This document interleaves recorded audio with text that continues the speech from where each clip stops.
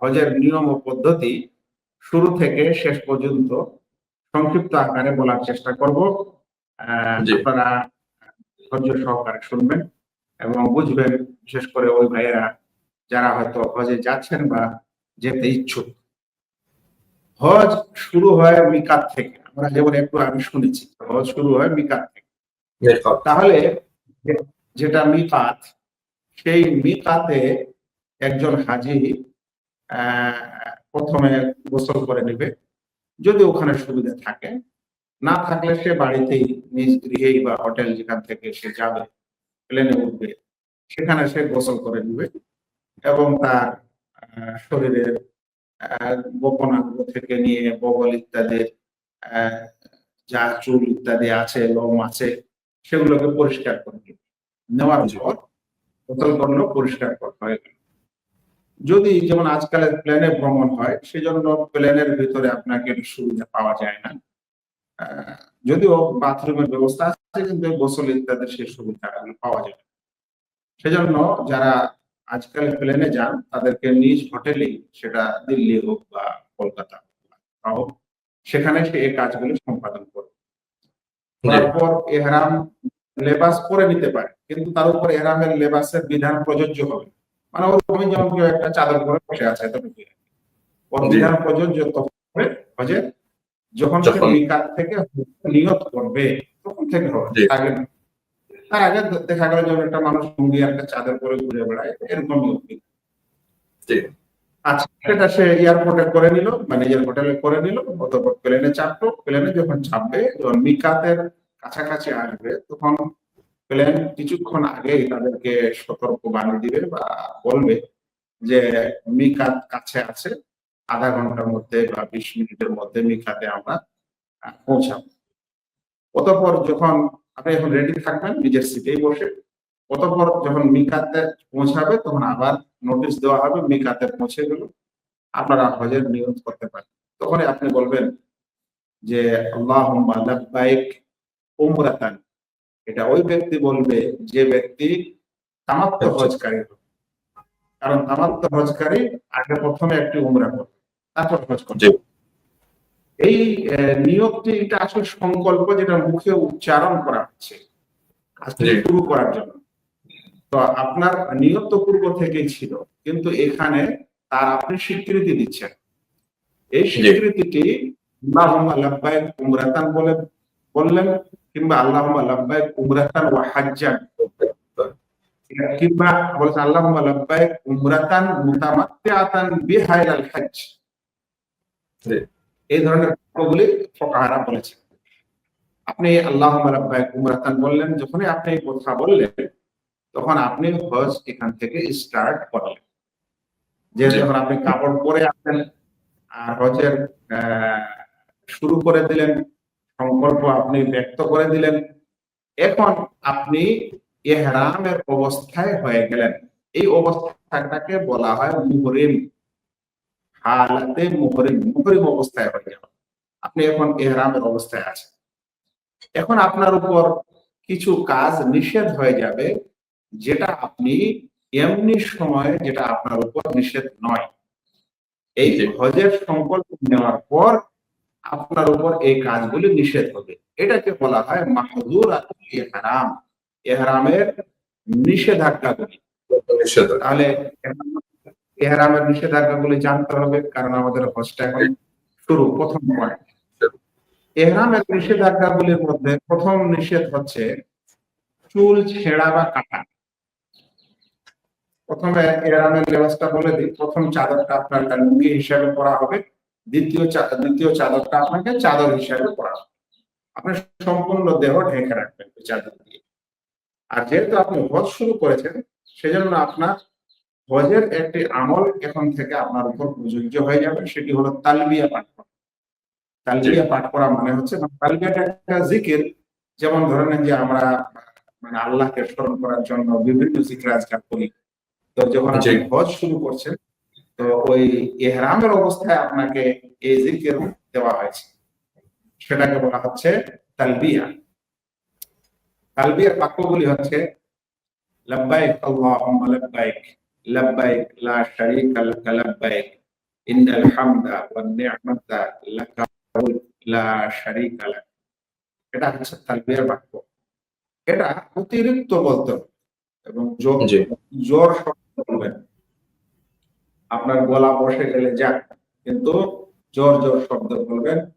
হাজিরা গল্প স্বল্প করে ইত্যাদি বিপদ গুজব হওয়ার সম্ভাবনা। আমাদের এগুলো এড়িয়ে এই মাঝে মাঝে তালবিয়া করতে থাকা উচিত। আচ্ছা, তাহলে হজের এই প্রাক্কালে শুরুতেই যখন আমরা মুহরিম হয়ে গেলাম, তখন আমাদের উপর প্রথম কাজটি যেটা নিষেধ সেটি হলো যে চুল কাটা বা ছাড়া। এবার চুল হোক, দাড়ি হোক, মোচ হোক, লোম হোক, পশম হোক, কেউ এভাবে টেনে টেনে মানে চুল উপড়াতে পারে না, ছিঁড়তে পারে জি না। আর মানে কেউ কাটতে পারে না, কেউ ছাড়তে পারে না। এগুলো সম্পূর্ণ নিষেধ। দ্বিতীয় কাজ যেটা নিষেধ সেটা হলো নখ কাটা। এই যে জি নখ, হাতের নখ বা পায়ের নখ হোক, সেটা কোনো কিছু সে কাটা করতে পারে না।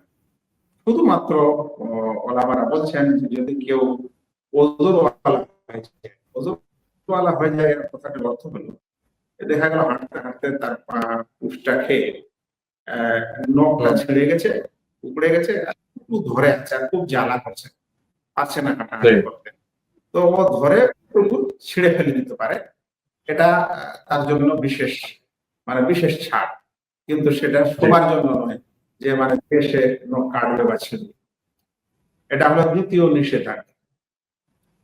তৃতীয় মাহাজুরাত ও নিষেধাজ্ঞা হচ্ছে মাথা ঢাকা। যেহেতু দুইটি চাদর হজের লেবাস, এখন হজের লেবাসকে কেউ এভাবে টেনে পরে চাদর দিয়ে মাথা মুড়ে থাকতে পারে, কিংবা অন্য কাপড় দিয়ে মাথা ঢেকে রাখতে পারে যতক্ষণ সে এহরাম অবস্থায় থাকে। কিন্তু মুহরিম ব্যক্তি যদি চায় যে আমি কোনো বোঝা টোঝা মাথায়, ব্যাগ মাথায় নিয়ে যাব, করে মাথায় নিয়েছে কোনো জিনিস, তো এটা জি এটাকে মাথা ঢাকা বলা হয়। এটা জি প্রয়োজনে সে কোনো জিনিস তার ব্যাগ বা তার কোনো জিনিস ভাবে মাথায় উঠিয়ে নিয়ে চলে যাচ্ছে, এটা জায়েজ। হুম, কিংবা দেখা গেল যে খুব রোদ আছে, সেই জন্য সে ছাতা ছাতা নিয়ে আছে, তো ছাতাটা মাথার উপরে আছে, সেটা ছায়া করার জন্য, সেটা মাথা ঢাকার উদ্দেশ্যে নয়। জি তো এটা জায়েজ আছে। সে সাধারণত তার মাথা ওই কাপড়, এহরামের কাপড় ইত্যাদি দিয়ে ঢেকে রাখবে। আচ্ছা, তৃতীয় যেটা তার উপর নিষেধাজ্ঞা সেটা হচ্ছে কোন সেলাইকৃত কাপড় পরতে পারে না। সেলাইকৃত কাপড় কথাটার অর্থ কি? সেলাইকৃত কাপড় কথাটার অর্থ হলো যে যেই কাপড় একটা বিশেষ অঙ্গের জন্য সেলানো হয়, এটাকে বলা হয় মাফি। যেমন এই জামাটা আমার শরীরের জন্য, এই টুপিটা আমার মাথার জন্য, হাতের জন্য হাত মোজা, তো ভিতরে জি আমাদের গেঞ্জি আছে, পায়জামা, এগুলো শরীরের একটা বিশেষ অঙ্গের জন্য সেলাই করা কাপড় কাপড়। কিন্তু জি এহরাম অবস্থায় দুটি চাদর বিশিষ্ট কাপড় থাকবে, বিশেষ অঙ্গের জন্য কাপড় হবে না। জি যেমন আমাদের এখন আপনি এটা সাদরি পরে আছেন, তো এটা একটা আপনার শরীরের বিশেষ অঙ্গের জন্য সেলাই। তো জি এরকম যেগুলো আমরা এহরাম ছাড়া অন্য অবস্থায় কাপড় পরি, এগুলাকে বলা হচ্ছে মাফিক, জি মানে বিশেষ অঙ্গের জন্য সেলানো হয়েছে। আর যেটা হজের, সেটা বিশেষ অঙ্গের জন্য না। চাদরটা কেটে আমরা অনেক কিছু করতে পারি, জি কিন্তু চাদরটা আসলে একটা বিশেষ অঙ্গের জন্য নয়। তো আহ, সেটা ঠিক সে পড়তে পারে না এহরাম অবস্থায়, সে ওই এহরামের যে দুই ধরনের দুইটি চাদর থাকে, ওই ধরনের একটি কাপড় পরবে, অন্যটা পরবে না। আচ্ছা, তারপরে তার উপর যেটা নিষেধ সেটা হলো সুগন্ধি ব্যবহার করা। জি সুগন্ধি ব্যবহার করা হজের নিষেধাজ্ঞাগুলির মধ্যে পড়ে। ইহরামের নিয়ত করার পূর্বেই সে যখন গোসল করেছিল, তখন যদি সে শরীরে তেল মাখে, সুগন্ধি ব্যবহার করে, ওই সময় যদি তার ইহরামের লেবাসে, ইহরামের কাপড়ে সে সুগন্ধি লাগিয়ে দেয়, এটা ঠিক আছে, এটা জায়েজ। কিন্তু ইহরাম করার এবং ইহরামের সংকল্প করার পর তারপরে আর সে সুগন্ধি লাগাতে পারে না। এটা ছিল পঞ্চম নিষেধাজ্ঞা। ষষ্ঠ নিষেধাজ্ঞা হচ্ছে সে শিকার করতে পারে না, সে স্থল পথে কোনো জিনিস শিকার করতে পারে না মৌরিক অবস্থায়। দেখা গেল যে সে রাস্তা দিয়ে যাচ্ছে, তার সামনে অনেক পায়রা, অনেক মানে পাখি, আর সেই যুগে হরিণ, খরগোশ ইত্যাদি আছে। এখন জি মোহরের অবস্থায় সে শিকার করছে খাওয়ার জন্য বা কিছু জন্য, এটা জায়েজ জি নয়। মোহরের অবস্থায় শিকার করা জায়েজ নয়, এটা মাহজুরাতুল ইহরামের মধ্যে। সপ্ত নিষেধাজ্ঞা হচ্ছে বিবাহ করা বা বিবাহ দেওয়া। নিজে বিবাহ করবে কিংবা কাউকে বিবাহ দিতে চাচ্ছে, জি এরকম কোন আত্মনিকার কোনো কিছু সে করতে পারে না, তার উপর এটা নিষেধ। অষ্টম নিষেধাজ্ঞা হচ্ছে স্ত্রী সহবাস করা। স্ত্রী সহবাস বলতে স্ত্রী মিলনকে বুঝি। নিষেধাজ্ঞাগুলির মধ্যে এটা সবচেয়ে বড় নিষেধাজ্ঞা, যে স্ত্রী সহবাস করে ইহরামের অবস্থায়। এটা সবচেয়ে নিষেধাজ্ঞা এবং অনেক বড় নিষেধাজ্ঞা। এটা হলে তার বাতিল। আচ্ছা, নবম নিষেধাজ্ঞাটি হচ্ছে সহবাস তো করে, কিন্তু সহবাস থেকে নিম্ন পর্যায়ের কাজগুলি স্ত্রীর সাথে করা, সেটাকে বলা হয় যে আল মুবাশশারা বিল ফারজ। অর্থাৎ যৌনাঙ্গে তো কাম ভাবের সাথে কিছু করেনি, কিন্তু সেটা ছাড়া স্ত্রীর সঙ্গে আলিঙ্গন করেছে, আরো যেগুলা পুরুষ মানুষরা স্ত্রীর সাথে সহবাস ছাড়া করে থাকে, সে সকল কাজকর্ম করে, সেটাও ইহরাম অবস্থায় নিষেধ। এগুলাকে বলা হচ্ছে মাহযুরাতুল ইহরাম, ইহরামের নিষেধাজ্ঞা। এই ইহরামের নিষেধাজ্ঞাগুলিও ততক্ষণ পর্যন্ত সে হাজির উপর বলবৎ থাকবে যতক্ষণ তাকে ইহরাম খোলা, ওটাকে বলা হয় হালাল হওয়ার তার সুযোগ না জি আছে। যতক্ষণ পর্যন্ত ইহরাম খুলে হালাল হওয়ার সুযোগ না আসে, ততক্ষণ পর্যন্ত এই অবস্থাতে তাকে থাকতে হবে। আর এই জি অবস্থাতে যখন সে থাকবে, তখন সে এই ইহরাম বিরোধী কাজ করতে পারবে না। আসলে আহ, একজন মানুষ হজের অবস্থায় আছে আর একজন মানুষ সাধারণ অবস্থায় আছে, পার্থক্য থাকা উচিত কিনা? অবশ্যই। অবশ্যই থাকা উচিত। তো জি এখন আমি আছি এখানে, আমার ইচ্ছা হচ্ছে আমি টুপি রাখবো রাখবো না, চুল কাটবো নাহলে দাড়ি কাটবো, নাহলে দাড়ি নিয়ে মোচ কাটবো, এগুলোর প্রয়োজন হচ্ছে তাই করছে। কিংবা ধরেন যে এই পাঞ্জাবিটা খুলে একটা আরো অন্য জামা পরবো, কিংবা জি প্যান্ট শার্ট মানে নিচে জাঙ্গিয়া পরে নিবো, আরো কিছু করবো, এটা এখন আমাদের কোনো যায়। কিন্তু আমি জি হজে আছি আবার এগুলা করবো, এটা হবে না। এই জন্য হজের ইহরাম অবস্থাটার মানে হচ্ছে যে আপনি একটা বিশেষ কাজে আছেন, তাই আপনার জি এই কাজের একটা বিশেষ নিয়ম নীতির উপর থাকা।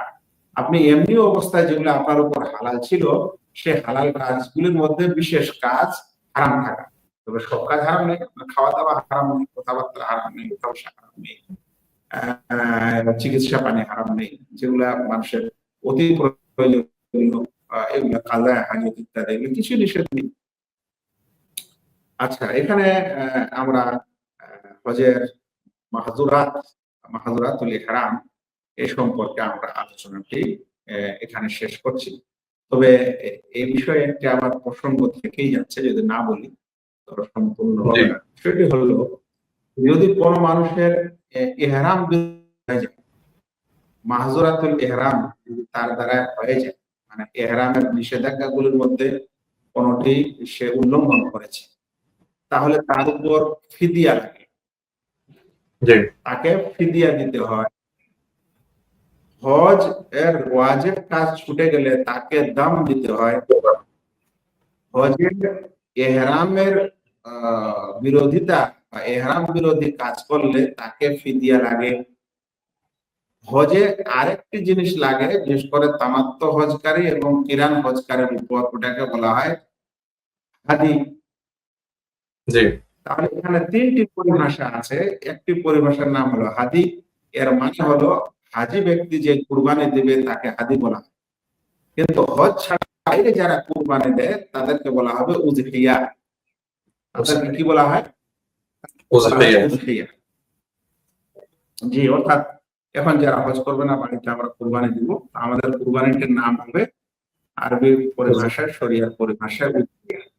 কিন্তু হাজি যেটা দিবেন সেটার নাম হবে হাদি। আর হাজি এরা যেটা ওয়াজিব কাজ ছুটে যাওয়ার কারণে যে দণ্ডটা দিবেন, ওয়াজিব কাজ ছুটে গেছে বলে সেটা মানে শুধরে নেওয়ার জন্য, সেটাকে বলা জি। হবে দাম। আর যদি ইহরাম বিরোধী কাজ করার কারণে তাকে যেটা দণ্ড লাগবে সেটাকে বলা হয় ফিদিয়া। ফিদিয়া। তো ইহরাম বিরোধী কাজ যেটা ফিদিয়া, সেই ফিদিয়াটি কি কি জিনিস ফিদিয়া বলা হয়, কি জিনিসকে ফিদিয়া বলা হয়, কি জিনিস দ্বারা ফিদিয়া দেওয়া যেতে পারে? তো ফিদিয়া দেওয়া হবে একবার একটি ছাগল কুরবানি দেওয়া। এই ছাগলটি হারামের এরিয়ার মধ্যেই কুরবানি দিতে হবে, আর ওই ছাগলের মাংস হারামের মধ্যেই বন্টন, হারামের মিসকিনটাই পাবে, ওটাকে বলা হয় ফিদিয়া। তো এটা হলো ফিদিয়ার প্রথম দণ্ড, যে একটি ছাগল জবাই করা। যদি সে এটা না পারে তাহলে সে 3টি রোজা রাখবে। একটি ছাগল কুরবানি দিল, নচেত 3টি রোজা রাখবে, নচেত 6 জন মিসকিনকে খাদ্য খেলো। নচেত কি করবে? 6 জন মিসকিনকে খাবার দিবে। একজন মিসকিনকে পেট ভরে যেটা যতখানি খায়, ওলামারা বলছেন সেটা মোটামুটি 1.25 কিলো কাঁচা কিংবা রান্না করা খাবার সে ওই মিসকিনকে দিবে।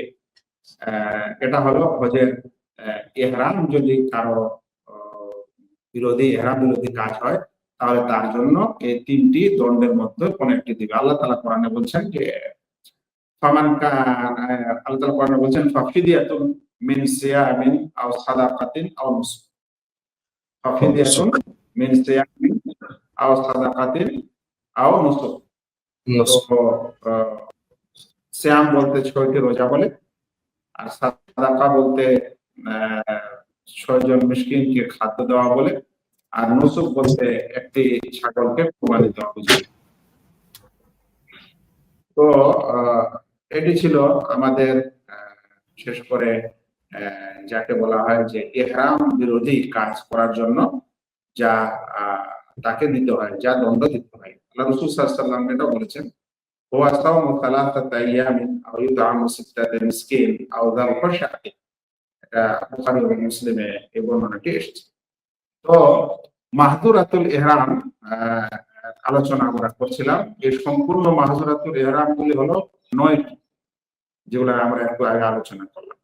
এই 9টি ইহরাম কাজ যার দ্বারা হবে তাকে এই দণ্ডটি লাগবে, যেটা আমরা ইতিপূর্বে বর্ণনা করেছি। যদি কোনো কারণে মাথা ঢেকেছে, ভুলে মাথা ঢেকেছে আর মনে পড়েছে, তাহলে চট করে সরিয়ে নিন, তখন ইনশাআল্লাহ তার উপর আর এই দণ্ড আসবে না। কিন্তু স্মরণে আছে তারপরে মাথা ঢেকে রাখছে, তাহলে তার উপর এই দণ্ড চলে। আমাদের কাছে কতখানি সময় আছে? আমরা কি হজের পদ্ধতিটা বলতে পারবো না সংক্ষিপ্ত করে দিব? জি শেখ, আমাদের 3টি বিষয়ের চলে এসেছে। 9 মিনিট রয়েছে শেখ, 9 মিনিট। আচ্ছা, জি, তাহলে আমি একটু চেষ্টা করে দেখতে পারি ইনশাআল্লাহ। জি, এখন বলছিলাম যে হজের প্রথম কাজ মিকাত থেকে ইহরামের পড়েছে এবং ইহরামের নিয়ত করেছে, হজের নিয়ত করেছে, এটা প্রথম কাজ। তারপর এবার দ্বিতীয় কাজ, সে ইহরাম অবস্থা তালবিয়া পড়তে থাকবে যতক্ষণে সে মক্কায় না পৌঁছায়। যখন মক্কায় পৌঁছাবে, সে হোটেল বাড়ি যেখানে স্থান পাবে তার জিনিসপত্র রাখবে। কাজ যেটি করবে সেটি হচ্ছে কাবার তওয়াফ করা। আমি বলছিলাম যে আমি হজ্জে তামাত্তুকারের বর্ণনা দিচ্ছি, তাহলে হজ্জে তামাত্তুকারের উপরে প্রথমত একটি উমরা আছে। উমরার জন্য যেমন মিকাত থেকে তার ইহরাম বাঁধা এবং ইহরামের সংকল্প করা, সেটা যেমন জরুরি, তেমন এই তামাত্ম হজের সময়ও এটা যোগ। এরপর ও পৌঁছে যাবে মক্কায়। মক্কায় সে খাওয়া দাওয়া আরাম বিরাম সব করতে পারে। অতঃপর সে এখন উমরা করার জন্য দ্বিতীয় রুকন কাবার তওয়াফ করতে যাবে। বাইতুল্লাহ তওয়াফ যখন করতে যাবে তার আগে সে আহ, মানে অজু করে নিবে। অজু করে নেওয়ার পর সে কাবায় ঢুকবে, হারামে ঢুকবে। আহ, জি উল্লেখ্য হারাম একটি আলাদা জিনিস, আর বাইতুল্লাহ কাবা আলাদা জিনিস। বাইতুল্লাহ হচ্ছে সেই ঘরটি, যেটাকে আমরা কাবা ঘর বলছি। জি কাবা ঘরের পাশে চোখ দেওয়ার যেটা জায়গা, এটা তোয়াফ করার জায়গা, এটাকে বলা হয় মাতাফ। জি আর তোয়াফ করার জায়গাটা এখন যতদূর মানুষ আসে ততদূর পর্যন্ত তোয়াফ করতে পারে। তোয়াফ করার জায়গাটা মাতাফ বলা হয়। কিন্তু আমরা জি জানি যে তোয়াফ করার পরের জায়গাটা চারিদিক দিয়ে এভাবে গোল করে আমাদের মসজিদ নির্মাণ করা আছে। এটাকে জি বলা হয় মসজিদে হারাম। তোয়াফের স্থানটা মসজিদ, আর যেটা ছাদ দিয়ে ঘর বিশিষ্ট করে রাখা হয়েছে সেটাও মসজিদ। জি আবার মসজিদের বাইরে মানে হারামের পরে যেটা চত্বর আছে, আঙ্গিনা আছে, সেটাও জি নামাজ পড়ার স্থান। এখন জি এর চাইতে যত দূরে যাবেন, মোটামুটি হাফ কিলোমিটারের মতো, এটাকে বলা হয় হদুদে হারাম, হারামের স্থান। জি এই হদুদে হারামের একটা বেশ মানে হাফ কিলোমিটার না, বিভিন্ন কিলোমিটার হবে চারিদিকে দেখতে গেলে। তো এটা হলো হারাম, হদুদে হারাম, হারামের সীমানা। হারামের সীমানাটা খুবই গুরুত্বপূর্ণ বিষয়। এখানে যেমন সওয়াবের কাজ করলে আপনার সওয়াব ডবল, তেমন গুনার কাজ করলেও গুনাহ ডবল হওয়ার সম্ভাবনা থাকে। সেজন্য এ সকল স্থানে মানুষ যেন আল্লাহর আনুগত্য ছাড়া অন্য কিছু না করে। এখানকার জুলুম করা, এখানে কোনো পাখিকে, কোনো পশু পাখিকে, জীবজন্তুকে ভয় দেখানো, এগুলো সব শরীয়তে নিষেধ। তো আমি যে কথায় ছিলাম, যে সেই ভাই প্রথমত কি করবে, চলে যাবে। যাওয়ার পর আহ, হদুদে হারাম থেকে হয়ে মসজিদে হারাম হয়ে একদম তওয়াফের কাছে চলে যাবে, তওয়াফের স্থানে চলে যাবে। এখানে আমরা লাইভে আছি। আহ, তাওয়াফের ব্যবস্থাটা হয়তো আমি পারতাম, যদি আমার কাছে একটা সহযোগী কেউ থাকতো, তাহলে একটা বোর্ড নিয়ে আমি একটু লিখে বুঝাতে পারতাম। আমি চেষ্টা করবো ইনশাআল্লাহ আগামী এপিসোডে যদি তাওয়াফ এবং ইনশাআল্লাহ সাইয়ের বিষয়টিকে যদি আমি বোর্ডে লিখে সেটাকে বোঝার মতো পরিস্থিতি করতে পারি তাহলে করবো। তবে আজকে মৌখিক ভাবে বুঝছি। জি সে মসজিদে হারামে ঢুকলো, ঢোকার পর তাওয়াফের স্থানে চলে যায়। হারামে যখন প্রবেশ করবে তখন যেহেতু এটা মসজিদ, সেজন্য মসজিদের যেটা আদব কায়দা সেই হিসাবে সে প্রবেশ করবে। মসজিদে ঢোকার জন্য প্রথমে ডান পা, তারপরে মসজিদে প্রবেশ করার দোয়া পাঠ করবে, জি বিসমিল্লাহ ওয়াসসালাতু ওয়াসসালামু আলা রাসূলিল্লাহ আল্লাহুম্মা আফতাহ লি আবওয়াবা রাহমাতিক। এটা বলার পর মসজিদে হারামে ঢুকলো। যদি সেই সময় ফরজ নামাজ চলে হারামে যে কোনো, তাহলে জি হাজী ভাই যেন আগে ফরজ নামাজটি আদায় করে। আর যদি ফরজ নামাজ না থাকে তাহলে ও ডাইরেক্ট তোয়াফের কাছে চলে যাবে, তোয়াফ শুরু করবে। উল্লেখ্য যে কোনো মানুষ হয়তো মনে করতে পারে মসজিদে হারামে ঢুকলাম তো আগে 2 রাকাত নামাজ পড়ি, এরকম আপনার উপর কিছু জরুরি না। হ্যাঁ, আপনি তাহিয়াতুল মসজিদ পড়তে পারবেন, কিন্তু জি যেহেতু আপনার উপর প্রথম কাজ তোয়াফ আছে, এই তোয়াফটা করলে তাহিয়াতুল মসজিদ আপনার উপরে আর জরুরি থাকবে না। জি সেজন্য কথাটা বলছি যে যিনি ঢুকবেন মসজিদে হারামে, সে যেন এটা মনে না করে যে আমাকে আগে তাহিয়াতুল মসজিদ করতে হবে। কারণ আপনার তোয়াফ করাটাই তাহিয়া, তাই আপনি তোয়াফ করলে তাহিয়াতুল মসজিদ আর দরকার নেই। কিন্তু যদি এরকম হয় যে বললাম ফরজ নামাজ চলছে, তাহলে সে ফরজ নামাজ পড়বে ইমামের সাথে।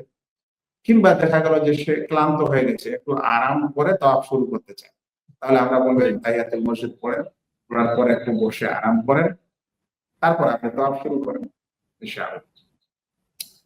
তাওয়াফ শুরু হবে কাবার ওই কর্নার থেকে, যে কর্নারে হাজারে আসওয়াদ আছে, জি সেখান থেকে তাওয়াফ শুরু হবে।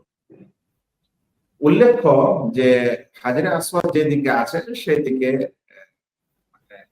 প্রত্যেক ব্যক্তি যদি নাও জানে তো ওখানে পৌঁছে গেলে বুঝতে পারবে, কারণ মানুষ বাম থেকে হাত দিয়ে ইশারা করছে, জি ইশারা করছে যেহেতু মানে বুঝতে শুরুর সময় প্রত্যেক চক্করে একটা করে ইশারা দিতে হয়, তো মানুষেরা ইশারা করছে মানে ভাবতে হবে যে এখানে হাজিরে আছে।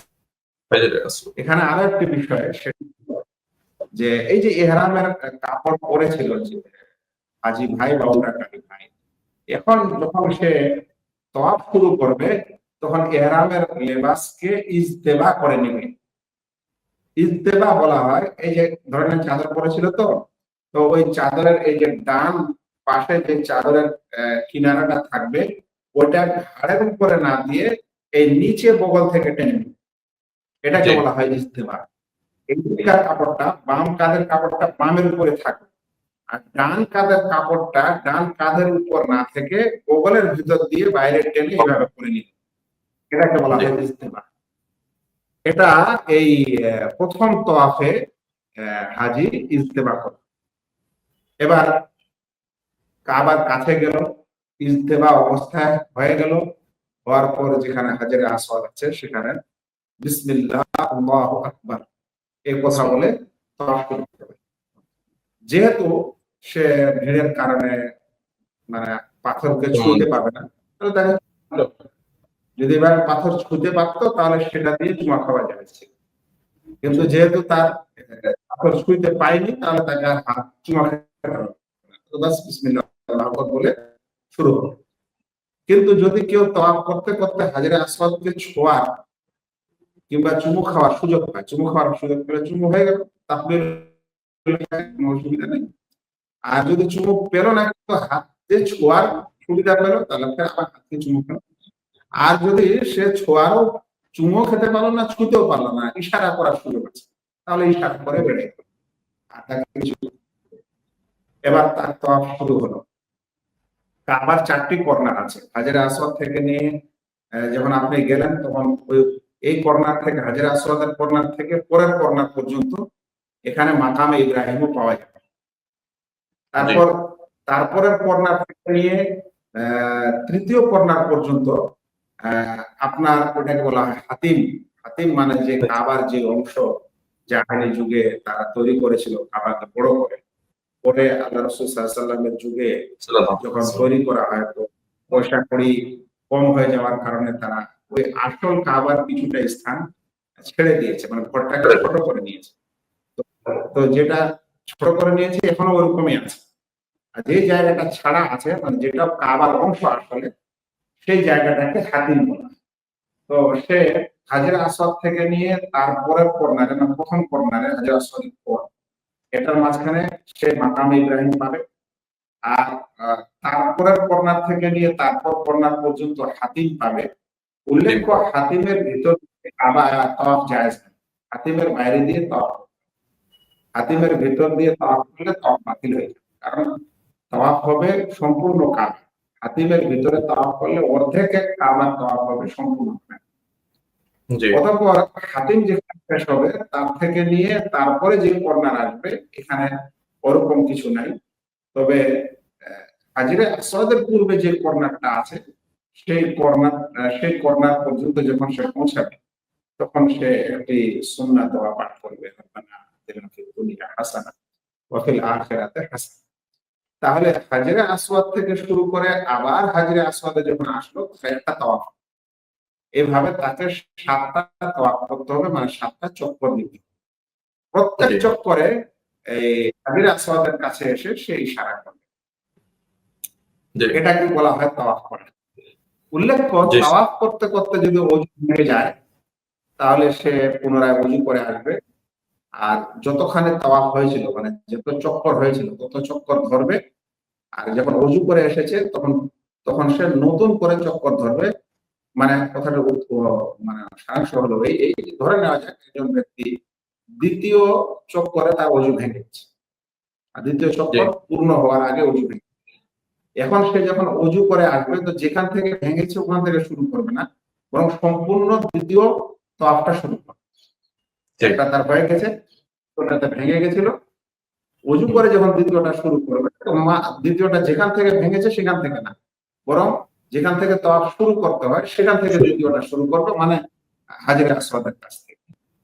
জি এভাবে সে তওয়াফ সম্পূর্ণ করবে, করার পর সে 2 রাকাত সুন্নত নামাজ পড়বে ওই মাকামে ইব্রাহিমের পিছনে, যদি সে সুযোগ পায়।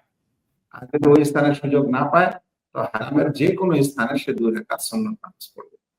এই 2 রাকাত সুন্নত পড়ার পর কাছাকাছি হাজারে কি বলে জমজমের পানিও থাকবে। এগুলা এখন জমজমের নিজে থেকে যাওয়া যাবে না, দেখাও যাবে না, তোলাও যাবে না। এটা সরকারি ভাবে ওরা বন্দোবস্ত করে রেখেছে, হাজিরা এনি টাইম যে কোনো সময় পান করতে পারে। আপনি পানি পান করে নেবেন যদি প্রয়োজন থাকে, এবং এই সময় 2 রাকাত সুন্নাত পড়া, 2 রাকাত নামাজ পড়া সুন্নাত। পানি পান করাটাও কেউ সুন্নাত বলছেন। পানি পান করার দরকার নেই, আপনি ডাইরেক্ট এখন চলে যাবেন সাফায়, যেখানে আপনার তওয়াফ শেষ হবে।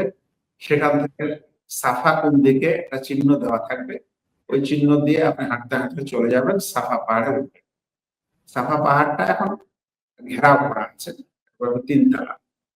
পাহাড়ের কাছাকাছি যখন আপনি যাবেন, সেখানে দাঁড়িয়ে প্রথমে কাবার দিকে মুখ করবেন, করার পর কিছু দোয়া আছে, সেগুলো জানলে আপনি করলেন, না জানলে পাহাড়ে কাছাকাছি পৌঁছে গেছেন, এটাই যথেষ্ট।